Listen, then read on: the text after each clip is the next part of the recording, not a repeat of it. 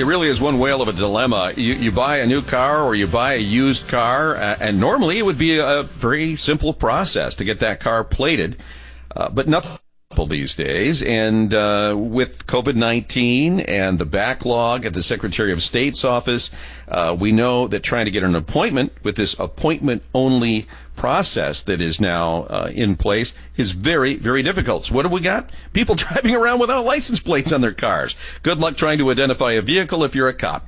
State Senator Ruth Johnson, our former Secretary of State, has some concerns about this. Joining us live this afternoon on this morning on the Paul W. Smith Show.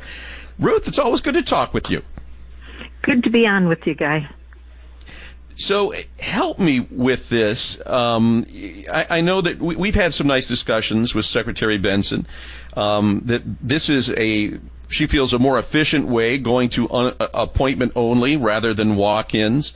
It's what they have the staff for at the moment. Tell me what's wrong with that. What's wrong with that picture in your mind? Sure. Well, it's about the least efficient way you can do it, and she's got the same amount of staff I did. So when she was a candidate, Jocelyn Benson ran on the promise of a 30-minute guarantee, and now we're waiting 3, 4, and 5 months in Detroit. I just looked it up. November 10th is the next time you can get in, and this is really coming straight from the top. It's the Secretary of State's decision to stay on this appointment-only system. She stripped out 2/3 of what we offered when I was there.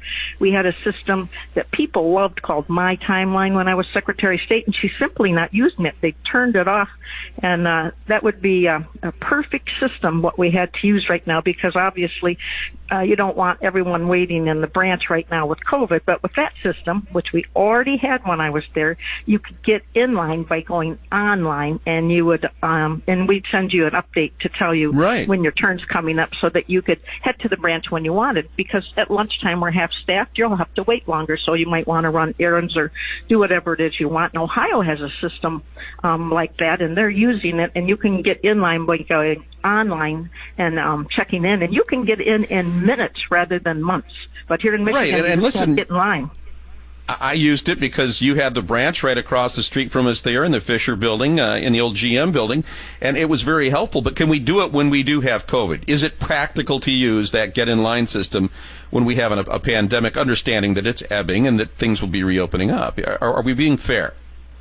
Oh, very fair, because it's perfect for COVID. It wasn't made for that. But you would get updates with our timeline, My Timeline, when we had it. So if we told you it was an hour wait, you could run errands, and we gave you updates towards the end every 15 minutes, even down to 5 minutes, and we would say, your turn's up in 2 minutes. You could wait in your car the last couple of minutes. You could run errands. It was so much more efficient, so much better.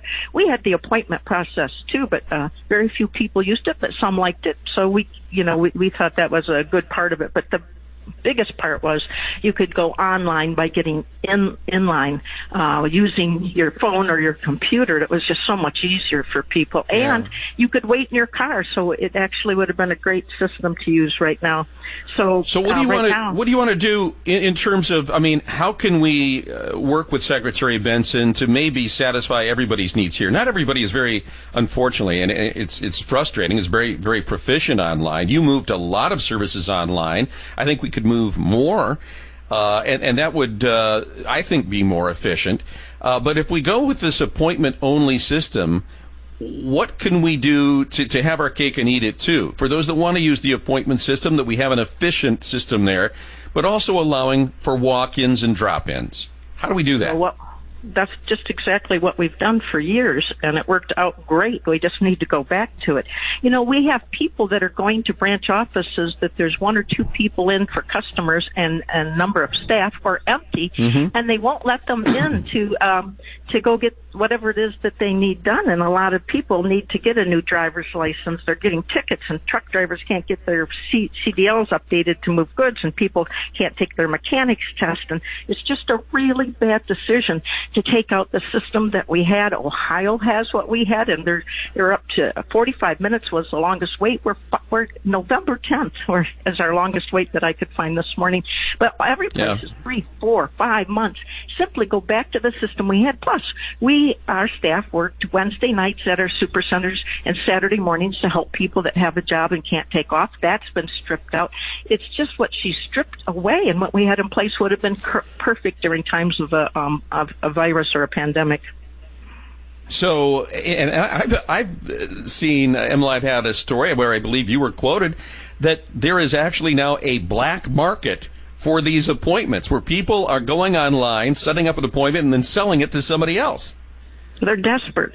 It's caused desperation. You can imagine if you need to sell your car, your boat, your trailer, and you can't do that because you don't want to sell it to somebody and not have the paperwork done, the transaction completed, because you have some liability possibly. Plus, you want to get it over with. You simply can't do it. It's so unfair to the people of Michigan not to have the system that we had in place. They've got more money than what we had when I was there.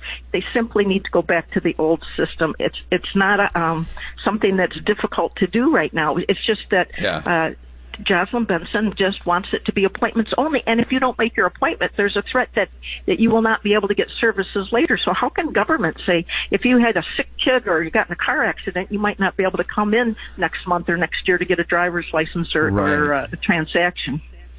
Quick question on election law. I saw yesterday that there's a new proposal out there to fund the signature verification system better, to provide more training. I believe it was one of your colleagues, I think, in the House that proposed that. Can you give us an update on that? And is that something that you think could get bipartisan support? Because it's not changing the way we do things.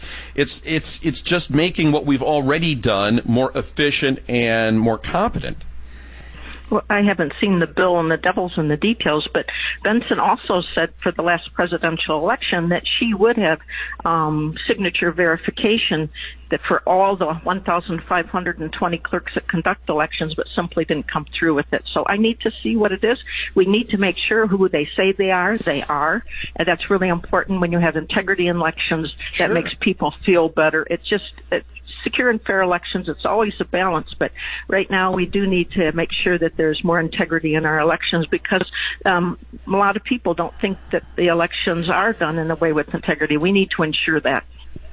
Well, I know that the legislature does have the power of the purse, and perhaps through that you can compel Secretary Benson to at least have some amending of her appointment-only system so that all people, and I've heard from a lot of listeners, Senator Johnson, that have said, look, I like face-to-face transactions. My life is not, I can't build my life on having an appointment 3 months out. There are some things that need to be done today, and I'm willing to wait in line to do it.